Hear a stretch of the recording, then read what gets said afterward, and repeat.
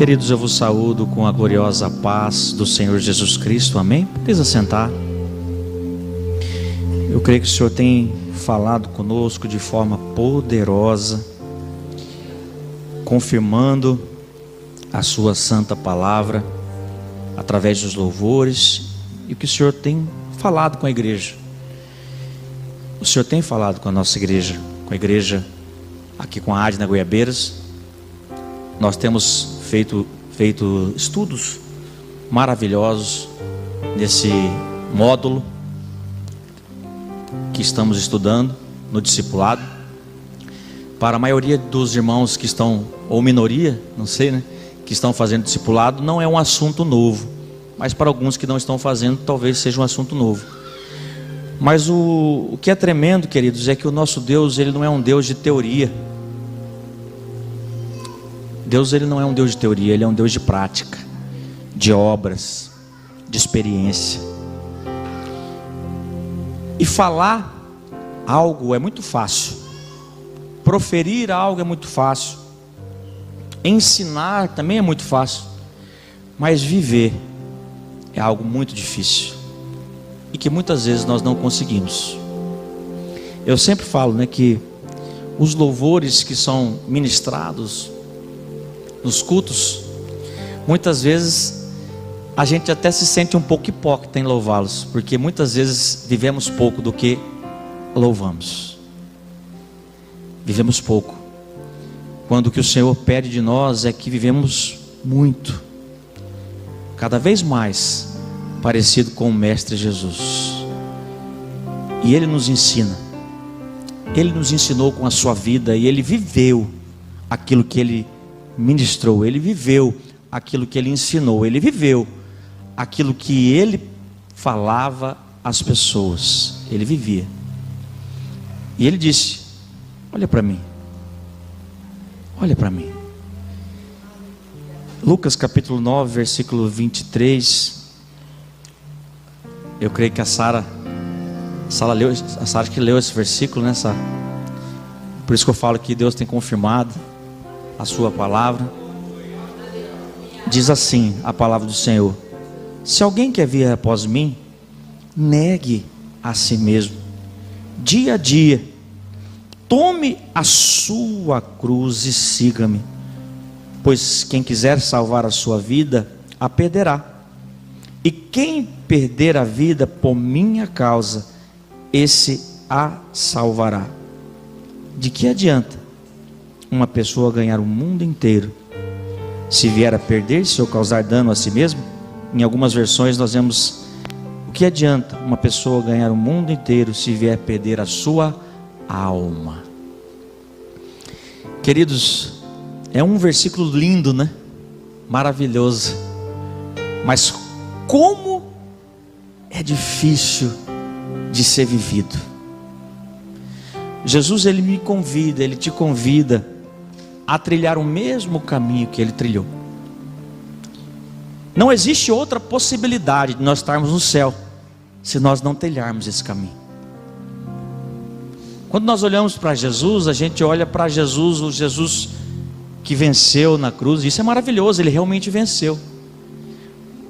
O ressurreto, que foi assunto aos céus, que pisou na cabeça da serpente, que venceu o diabo. Mas para Ele chegar aí, Ele precisou trilhar um caminho, como homem, para nos ensinar, para nos mostrar como nós devemos andar, o que nós devemos fazer. E a primeira coisa que Jesus fez para trilhar esse caminho foi renunciar-se a si mesmo. Filipenses capítulo 2, nós vemos ali o apóstolo Paulo falando sobre Jesus, que Ele era o quê? O Rei dos Reis, Senhor dos Senhores. Mas mesmo sendo rei, Ele não quis ficar naquela posição de rei, mas Ele se humilhou e se esvaziou e se tornou servo e obediente até a morte, e morte de cruz. Esse foi o caminho que Jesus trilhou. Interessante que nós podemos pensar: não, mas esse caminho aí é para Jesus, porque eu não preciso passar por isso. já teve alguém que morreu por mim. Mas o próprio Jesus, ele diz, ele fala para mim e para você: você quer vir após mim? Você quer ser meu discípulo? Você quer ser meu seguidor? Você quer ser digno de estar no céu? Então negue-se, venha a mim, renuncie, porque o negar é renunciar. Renunciar os seus direitos, renunciar a sua posição, renunciar o seu eu, o seu ego, o seu orgulho, sair da sua posição de destaque muitas vezes, para se tornar servo e obediente, assim como Jesus foi obediente. E ele diz assim: eu tomei a minha cruz, agora você também precisa tomar a sua cruz. E queridos, tomar a cruz, eu digo para você que é algo muito lindo para ser falado. É bonito falar esse versículo, eu gosto, é muito lindo esse versículo. Mas quando Jesus, ele leva você a viver isso, a trabalhar na tua vida de uma maneira em que você precisa renunciar o seu ego, renunciar o seu orgulho, renunciar todo o pedestal que muitas vezes você acha que está, renunciar todo o seu orgulho, o seu eu, para que você possa ser servo. E o meu Jesus, queridos, ele não faz nada na teoria, ele te ensina, e te ensina com situações na sua vida. E Deus tem uma obra na nossa vida, e Ele precisa nos preparar, Ele precisa nos lapidar, Ele precisa pegar, porque nós somos como diamantes brutos, lindos e bonitos, mas que ainda estão feios e sem forma. E o Senhor vem e Ele começa a lapidar. Ele começa a lapidar, e dói. A renúncia, o ferir do ego, o deixar Deus trabalhar dói, porque Ele precisa lapidar, Ele precisa te formar, Ele precisa te preparar, para que você possa ganhar a salvação da sua alma. Porque aqui Jesus, ele diz que adianta você ter tudo nesta terra? De que adianta o teu ego, o teu eu ser massageado? De que adianta você ter posição, você ter destaque, você ter dinheiro, se você está perdido, longe de Deus, e o seu eu reina na sua vida? O seu ego reina na sua vida. Você toma as suas diretrizes, você faz as coisas acontecer, você bate no seu peito e diz: eu sou capaz de fazer, eu resolvo, eu faço, eu aconteço. Mas o Senhor está dizendo: de que adianta você ser tudo isso, ter tudo isso, mas você perder a sua alma?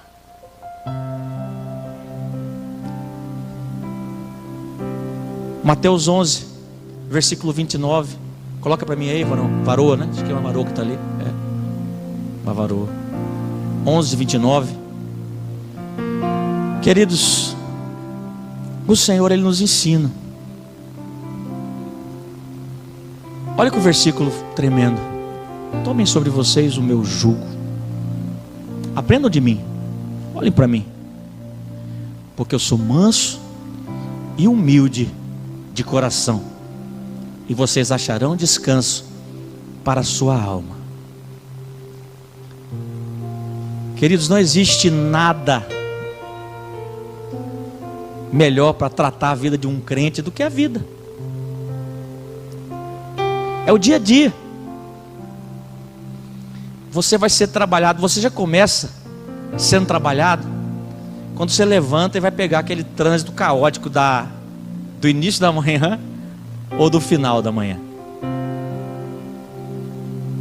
E aí você entra no seu carro ali, sai, e aí é moto zanzando para um lado, para o outro, é nego fechando-se, é aquele rolo, confusão. E como o pastor Adilson diz, né? Muitas vezes você levanta apressado, não tem tempo de tomar aquele café com Deus. de fazer aquele devocional, e aí você sai apressado, você entra no seu carro, não teve um tempo com Deus, e aí a primeira fechada, a primeira buzinada que você dá, que alguém dá, você já fila da... E aí já começa. Cristão, crente, vem aqui no culto domingo. Muitas vezes podemos sentar aqui, porque isso é para todos, inclusive para mim, para todos que sentam aqui, ou você pode se sentar aí. E muitas vezes você bate no peito e diz assim: como eu sou um cristão fervoroso, faço parte das pérolas preciosas, faço parte da equipe de louvor, eu prego e ministro na TV Cidade Verde, Canal 12, a pastora está fazendo propaganda aqui, Canal 12, sou levita, ministro de louvor, tecladista, ou um membro. Mas na primeira situação que acontece na nossa manhã, a gente age pior do que um ímpio.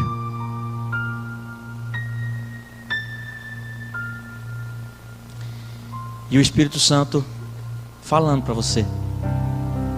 Porque eu tenho certeza que na realidade, né? Porque o temor ele está, e o Espírito Santo ele está na nossa vida, e muitas vezes você fala aquele palavrão, ou faz aquela briga, aquela coisa, e aí o Espírito Santo te vem em você, né? Isso é bom, se ele vier e gerar uma mudança, maravilhoso. Muitas vezes não gera, né? Você não ouve e continua praticando aquilo. Muitas vezes é dentro da sua própria casa. Infelizmente, né? Nem sempre os níveis espirituais do marido e da esposa estão igual. Às vezes nós temos casos de pessoas que são casados com ímpios. Acontece isso, muitas vezes um é cristão e o outro é ímpio, não conhece a palavra. E muitas vezes o embate está dentro do seu lar. Eu ouvi um testemunho muito bonito, não vou falar a pessoa porque não vem ao caso aqui. Vinícius também ouviu, de uma pessoa que, olha só que tremendo, pastor Dilson, uma pessoa que falou: esse discipulado mudou o meu casamento. Eu comecei a fazer essas aulas e coloquei isso aqui, e esse tema tem sido maravilhoso, que fala sobre a questão da língua, da boca, e de muitas vezes de você ouvir, de você não falar, que eu vou entrar nisso aí. E ele disse assim: todas as vezes que ela vinha com uma palavra para mim dura, eu voltava com uma palavra mais forte ainda, com uma palavra mais dura ainda, e a coisa começava a escalar, e aí começava a falta de respeito, desrespeito, e muitas vezes chegamos até a beira da separação. Mas ele disse assim: a partir do momento que eu comecei, isso aqui falou comigo, o Espírito Santo falou no meu coração e disse para mim: fique em silêncio. E todas as vezes que a mulher dele vinha, ele se calava. E ele contou um testemunho para nós, que quando ele começou a fazer isso, passou-se um tempo, porque muitas vezes não era nem com ele, mas ela explodia com ele, mas ele não aceitava, ele respondia. E o negócio, quando você entra numa situação dessa, queridos, nós estávamos conversando ontem no discipulado, né, Vinícius? Quando você entra numa coisa, um fala uma coisa, outro fala outra coisa, o negócio vai escalando. Vai escalando. E muitas vezes, nem Deus há de deixar, dentro do casamento ou fora, onde quer que seja, ele pode até entrar para uma parte o quê? Física. Ou isso não acontece no trânsito, numa casa, não acontece? E muitas vezes ele vai até para uma parte física. E ele disse: passei a fazer isso. Sabe o que aconteceu, pastor? Eu falei: o que aconteceu? Passava-se alguns minutos, o Espírito Santo falava ao coração da minha esposa, ela vinha até mim e me pedia perdão. Me perdoa, porque eu não é nada com você, e eu descontei em você, e eu falei isso. Uma ação de alguém sábio, muda toda uma história de um casamento, de um relacionamento, de tudo.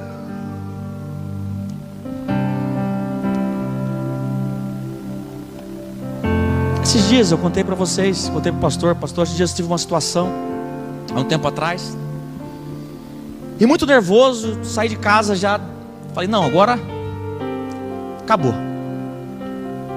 Só que o crente, ele tem que entender que ele tem o Espírito Santo na vida dele, né? E eu no meu carro, o Espírito Santo falou para mim assim: liga o devocional. Fui inventar de ligar o devocional. A hora que eu liguei para o devocional, Jesus falou, era esse versículo aí: tomem sobre vocês o meu jugo e aprendam de mim, porque eu sou manso e humilde de coração, e vocês acharão descanso para a sua alma. Aquilo ali, essa palavra, ela entrou no meu coração de uma maneira tão forte, tirando toda a raiva, tirando toda a justiça própria, tirando toda a minha vontade de resolver, a vontade de ser um homem macho que não pode aceitar isso, não pode aceitar aquilo, porque o Espírito Santo falou: olha para Jesus. O que Jesus faria? E aquilo entrou no meu coração e mudou toda aquela minha vontade, desisti do que eu iria fazer e deixei na mão do Senhor. Porque, queridos, o ego, o orgulho, o estar certo, o ter a razão, ele só leva a uma coisa, sabe o que? Destruição. Porque o diabo, ele vem para matar, roubar e destruir. Aonde ele encontra a brecha, queridos, ele precisa de uma brecha, porque ele vem com a seta dele, ele joga, porque ele quer destruir famílias, destruir vidas, destruir relacionamentos, destruir casamentos, empresas, tudo. Ele quer destruir tudo aquilo que o Senhor tem abençoado, que o Senhor pôs a sua mão, que o Senhor fez acontecer. Ele quer vir e destruir, porque ele não está feliz. Ele não é feliz com a felicidade, ele não é feliz com a prosperidade, ele não é feliz com a sua bênção, porque ele vem para roubar, ele vem para matar, e ele vem para destruir. João 10:10. Mas Jesus, ele vem para dar vida, e vida em abundância. Queridos, se nós resistirmos à ação do diabo, e nós temos que ter essa sensibilidade do Espírito Santo, porque a palavra de Deus diz: quando você resiste o diabo, ele foge de você. Não tem aquela música? O inimigo tenta laços e embaraços para me envergonhar, mas não vai. É isso aí, queridos. Ele tenta laços e embaraços para jogar na tua vida, para jogar na tua casa, mas ele não vai te envergonhar. Você é responsável para que isso não aconteça. Porque Jesus, ele passou calado. Em todos os momentos ele nos ensinou a não andar pela nossa própria justiça, mas Jesus, ele deixou que acontecesse o agir e a obra de Deus, porque era necessário acontecer aquilo, era necessário. E muitas vezes você tem que entender que até mesmo muitas dessas situações é porque o Senhor, ele está te lapidando, ele está te formando o teu caráter. Porque ser cristão de fachada é fácil, ser cristão de falar, ser pastor de falar é fácil, mas quando chega a tempestade, quando chega o momento, é que você tem que mostrar o seu coração, mostrar quem você realmente é. Eu me lembro de uma história, de um livro que eu li, de um homem, muito bonita essa história. Era um homem negro, né? Ele era um homem negro, e ele trabalhava em uma empresa muito grande, uma multinacional, sempre um grande vendedor, se destacando, sempre sendo assim, no top, ali dos tops. E ele estava muito tempo esperando uma promoção, Bruno, muito tempo. Eu lembrei da sua história também quando eu li esse livro, que a Bruna contou uma história bem parecida. E tudo indicava que seria ele, tudo estava no caminho para que ele recebesse essa promoção. E entrou bem no momento que ele iria receber essa promoção, mudou o chefe. E veio um chefe que ele era racista. E ele percebeu na ação daquele chefe, com as coisas que ele fazia com ele, com todas as ações que ele tinha com ele, que ele não iria receber aquele cargo. Quando chegou de fato o momento que ele iria receber, uma outra pessoa branca recebeu. Eu não tô aqui fazendo apologia do mimimi aí, da turma lá do... Não, nada a ver, é uma história apenas, tá? Tem nada a ver o negro, o branco aqui, tem nada a ver. É só uma história. E aí, uma história verídica, né? Mas nada para defender bandeiras. E aí esse branco tomou essa posse. Obviamente que a justiça dele, o sentimento de injustiça, o sentimento de ter sido roubado, de ter sido lesado, ele batalhou tanto para chegar naquele lugar, e de repente, não foi por falta de mérito, não foi por causa da sua cor.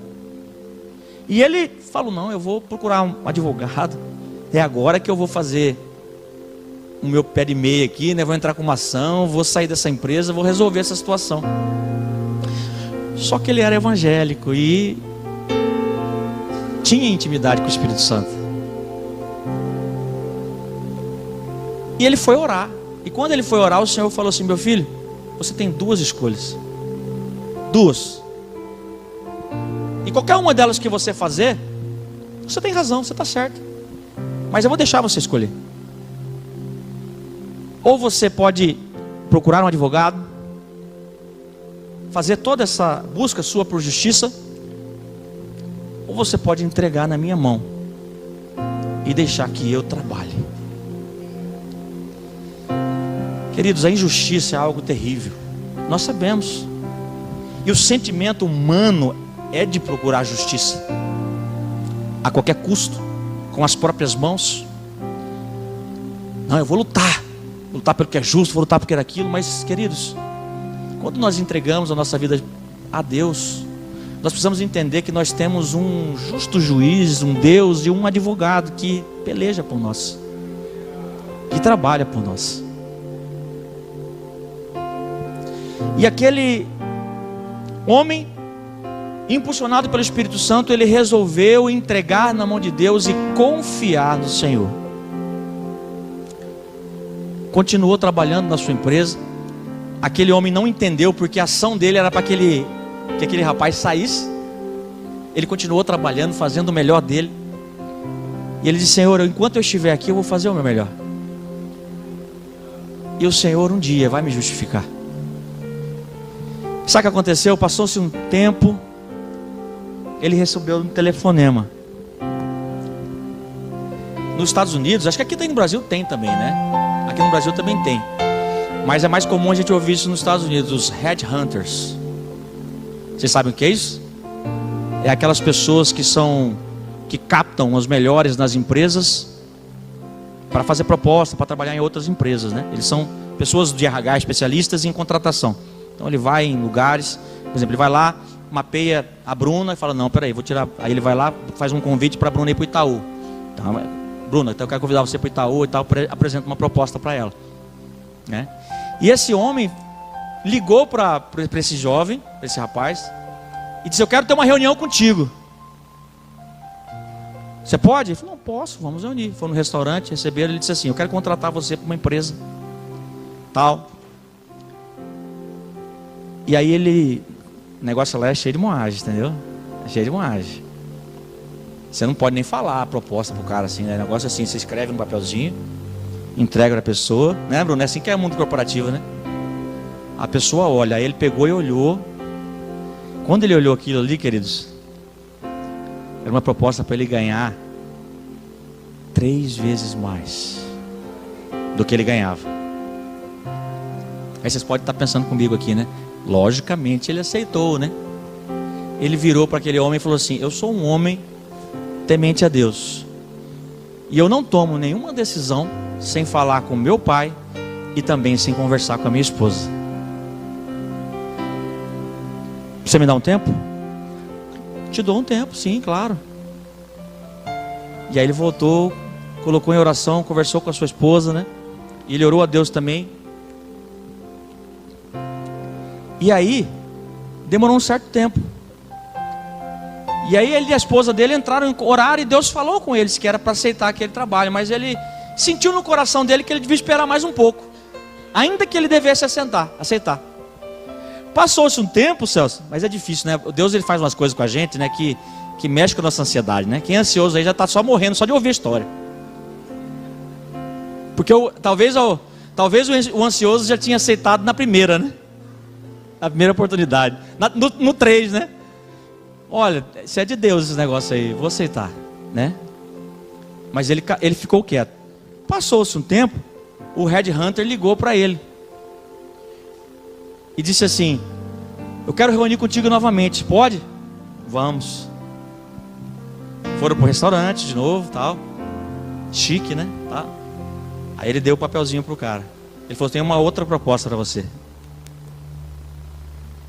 Quando ele olhou a proposta, 6 vezes mais. Aí ele disse: amém, eu vou aceitar essa proposta. E aceitou. Queridos, qual que é a moral da história? Quando você entrega para Deus a sua justiça, o seu eu, o seu ego, você tem um justo juiz que vai trabalhar em seu favor. Não no seu tempo, não em como você quer, não da maneira que você quer. E queridos, nem sempre nessa história aí, você ouviu aqui falar de que aconteceu um mal para aquela pessoa lá, que fez aquele mal para ele? Não, porque ninguém aqui é bruxo, queridos. Eu sempre digo isso, crente não é bruxo, crente não pode desejar mal para ninguém. Eu nunca esqueço uma vez que o pastor Divaldo estava num culto, ele disse assim: se tem alguém te devendo, nunca esqueço isso, para de amaldiçoar essa pessoa, ora por ela, abençoa a vida dela, para que ela prospere, porque se você amaldiçoar, ela nunca vai te pagar. Mas se você orar e abençoar essa pessoa, pode ser que ela lembre de você e venha te procurar para acertar com você o que ela te deve. Então não tem bruxo, na igreja não tem bruxo para você desejar mal para aquelas pessoas que te fazem mal.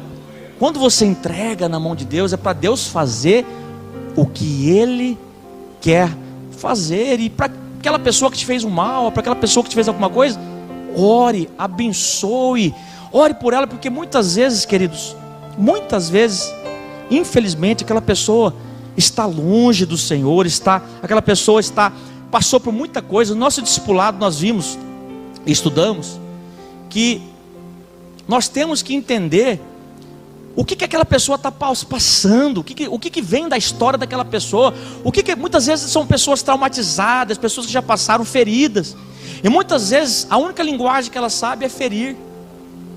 E você que tem o Espírito Santo de Deus, o amor de Deus na sua vida, a sabedoria de Deus, você não pode agir da mesma maneira, você não pode fazer a mesma coisa, mas você tem que ter empatia, misericórdia daquela vida, porque muitas vezes o seu agir vai salvar aquela vida, ou o que você vai fazer vai abençoar aquela vida, em vez de destruir uma vida que o Senhor também ama, mas que infelizmente está longe, com seu coração está longe, mas o Senhor quer trazer para perto. Provérbios capítulo 10, versículo 11.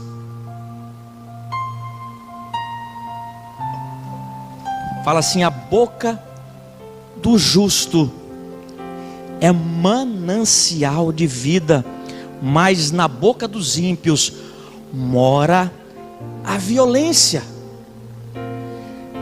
Provérbios capítulo 10, versículo 19 diz assim: quem fala demais acaba caindo em transgressão, mas quem controla a língua é sábio. Tiago 1,19, queridos, diz: vocês sabem estas coisas, meus amados irmãos, cada um esteja pronto para ouvir, mas seja tardio para falar e tardio para ficar irado. Olha só que forte esse versículo 20. Porque a ira humana, olha que forte esse versículo, porque a ira humana não produz a justiça de Deus. Você pode agir de duas maneiras: com a sua justiça própria, levado pela sua ira, ou você pode entregar para Deus porque Ele vai fazer justiça. Mas a sua decisão, baseado na sua ira, na justiça própria, no seu eu, ela não vai produzir a justiça de Deus. É como se o Senhor estivesse ali falando: amém, eu lavo minhas mãos, ela já resolveu o problema da maneira dela, e vai receber as consequências dos atos dela. Mas a partir do momento que você entrega para Deus, a justiça do Senhor, ela é operada. Versículo 21: portanto, deixando toda impureza e acúmulo de maldade, acolham com mansidão a palavra implantada em vocês, a qual é poderosa para salvá-los. Continuando: sejam praticantes, é o que nós falamos no início do culto, da palavra, e não somente ouvintes, enganando a vocês mesmos. Porque se alguém é ouvinte da palavra e não praticante, assemelha-se àquele que contempla o seu rosto natural num espelho.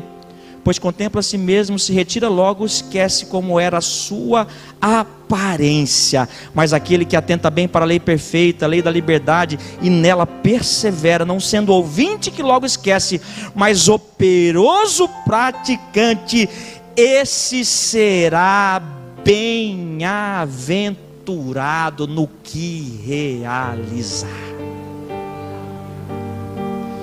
Às vezes você não entende porque que as coisas não estão acontecendo na tua vida. É porque você está longe de conhecer a palavra e de viver a palavra de Deus. Porque quando nós ouvimos essa palavra e praticamos essa palavra de forma poderosa, e não nos enganamos, quando o Senhor entra no nosso ego, quando o Senhor entra no nosso eu, e quando nós deixamos o Senhor operar as mudanças, porque, queridos, ouvir a palavra e praticar é deixar o Espírito Santo lapidar a nossa vida, é deixar o Espírito Santo trabalhar na nossa vida.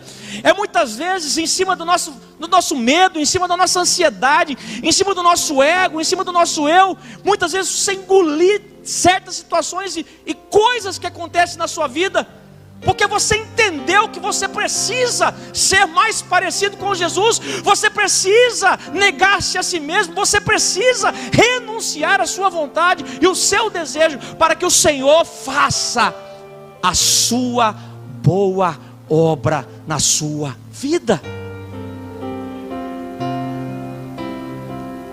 Mas é maravilhoso, queridos, que quando Deus opera em nossa vida, e quando Ele vai trabalhando, quando Ele vai quebrando,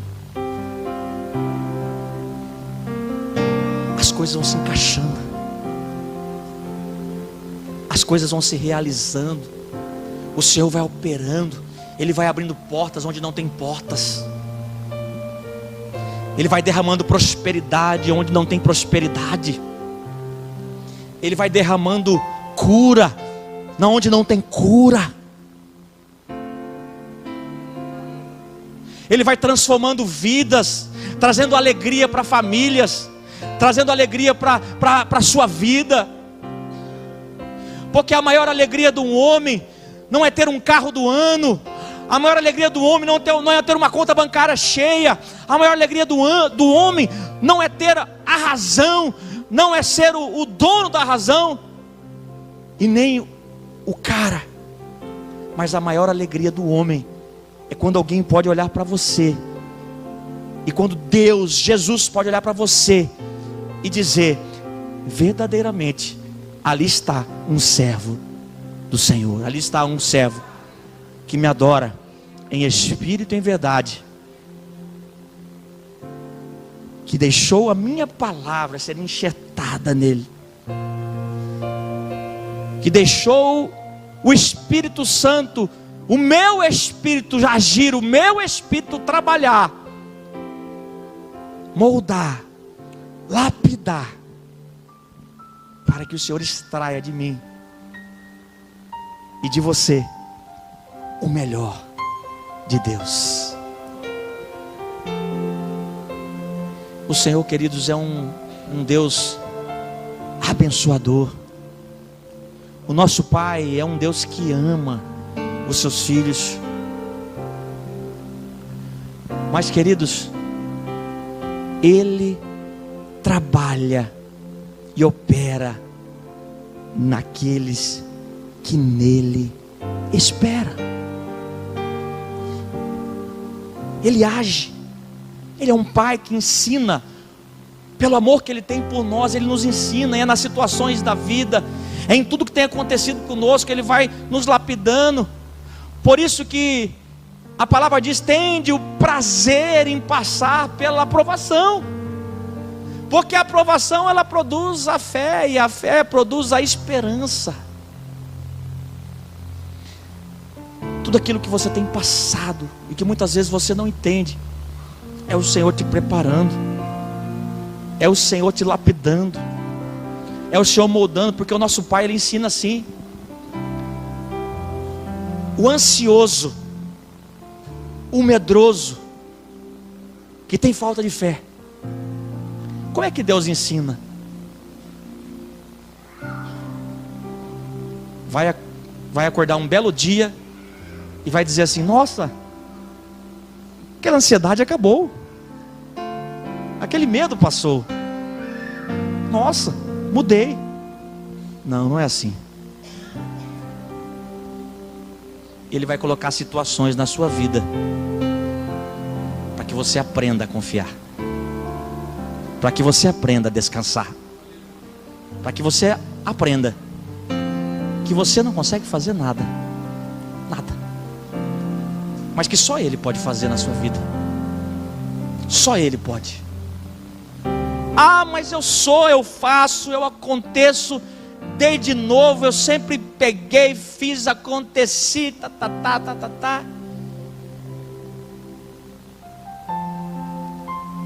O Senhor vem com uma situação para mostrar que por mais que você sempre fez tudo, por mais que você sempre resolveu tudo, existem situações em que você não vai poder resolver.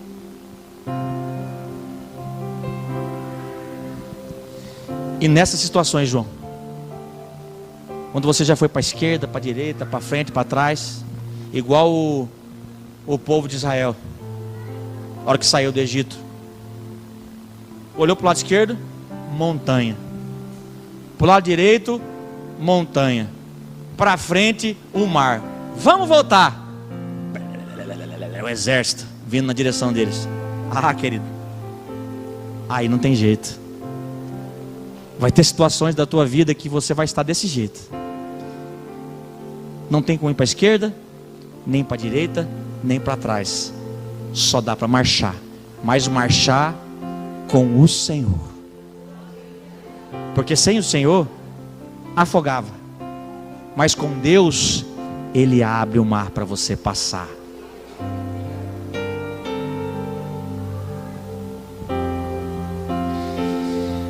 Com a nossa força, muitas vezes a gente acha que a nossa força vai resolver as coisas, mas o Senhor, Ele quer nos ensinar que não é por força, nem por violência.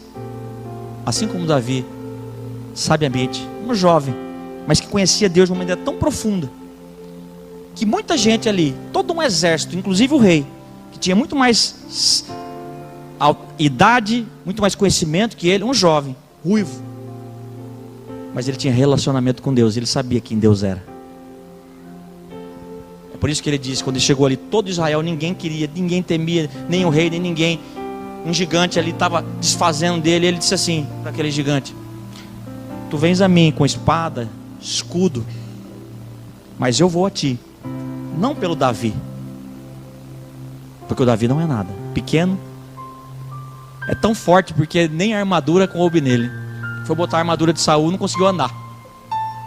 Para Deus, e Deus faz muitas vezes, querido, situações, a armadura de Saul muitas vezes são muletas que você quer usar, porque você não consegue entregar para Deus, você quer resolver. Não, deixa eu botar essa armadura aqui, eu vou botar esse negócio, eu vou fazer, eu vou acontecer. E aí você vai andar e o que acontece? Não sai do lugar. E muitas vezes você não entende, fala: meu Deus, eu estou passando por essa luta, eu estou passando por esse problema, fulano não tem, ciclano não tem, beltrano não tem, por que está acontecendo comigo? Porque você não confiou e está usando essa armadura na tua vida. E o Senhor está dizendo para você nessa noite: tira essa armadura, joga fora, toda essa muleta e se posicione como Davi. Tu vens a mim com espada, escudo, com lança, mas eu vou a ti em nome do Senhor dos exércitos. Quem peleja por você é o Rei dos Reis. Quem luta a tua batalha é o Senhor de Israel. É o teu Deus, o Deus de Abraão, de Isaque e de Jacó. O Deus que criou os céus e a terra e tudo que existe, o fôlego, a vida. Ele é o dono da vida, Ele é o dono da morte, Ele é o dono do ouro, Ele é o dono da prata. Ah, Senhor, não tem mais jeito. Não tem mais jeito para a minha vida, não tem mais jeito para a minha família, não tem mais jeito para a minha empresa. Entrega na mão do dono do ouro e da prata.